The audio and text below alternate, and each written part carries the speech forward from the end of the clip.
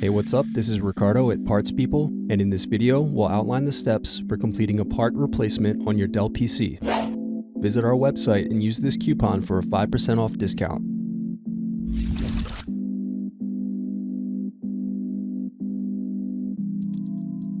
Unscrew and remove bottom base.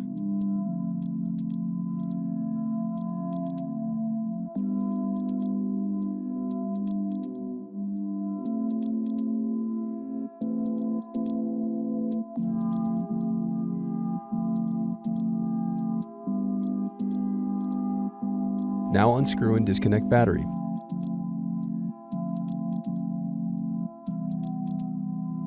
Then separate clips and remove memory.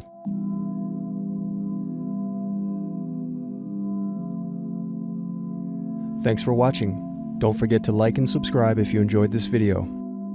And if you need more, check out this playlist to watch other tutorials for your laptop. You can also click here to find parts for your laptop at partspeople.com.